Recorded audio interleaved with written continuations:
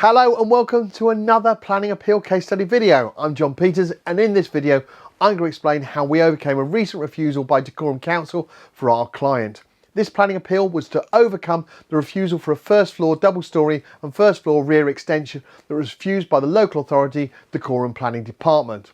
Our client was initially booked in for a free no obligation consultation to run through the refusal reasons that had been used by Dacorum Council and to evaluate if an appeal was viable or if an alternative option would be best suited.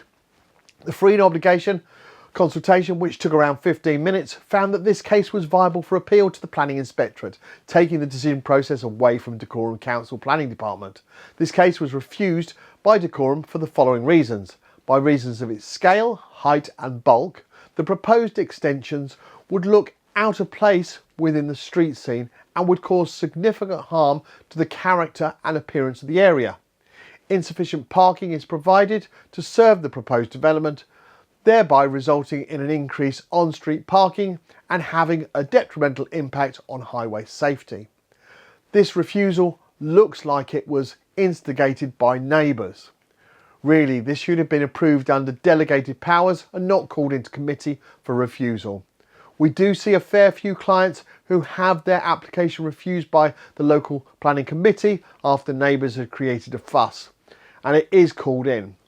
Because there is often a lot of work to shift through the objections in these types of cases. As an organisation, we've been finding recently a number of errors in various local authority planning officers' decisions. These errors do support the appeal cases.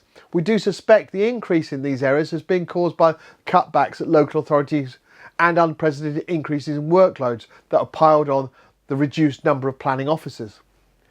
Many of you repeatedly state to us that you've had little or no correspondence throughout the application process, and the first thing you knew was receiving the refusal notice from the council, and in some cases when you actually received a letter from ourselves. With planning appeals, experience matters. Our specialist appeals team, who handle over 2.5% of all planning appeals in England and Wales that are currently produced and submitted, start by producing a comprehensive and robust appeal statement that in this specific case covered 36 pages, just over 10,600 words.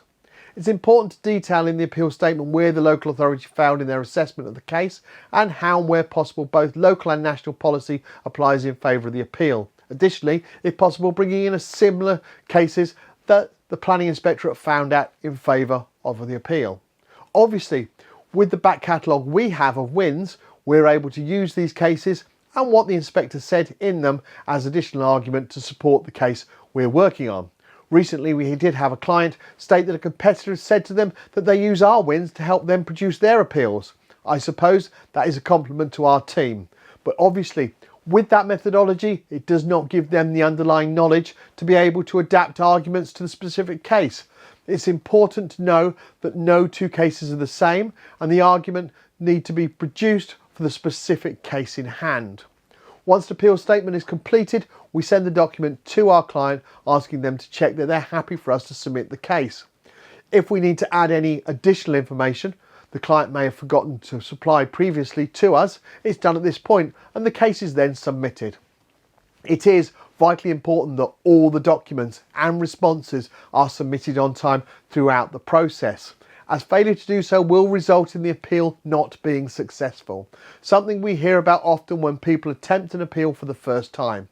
Always ensure you use a professional who has considerable experience of appeals.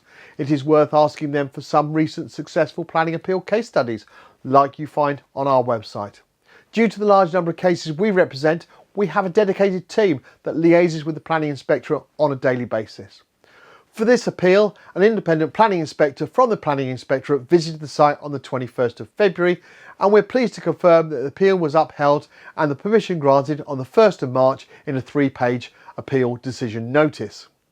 If you'd like to find out if we can help you with your planning appeal, complete our online form on our website www.planningappealsuk.com, and our new case support team will arrange for a free no obligation consultation with one of our planning appeal assessment professionals. Would you like to find an appeal case study for a certain type of application or even in a selected area? We have so many, and not all of them are published or filmed, but that does not mean we can't show you what you're looking for. Ask our planning appeal assessment professional during your free no obligation consultation. Thank you for taking the time to watch this planning appeal case study video, and I look forward to producing another one very shortly. Thanks a lot. Bye.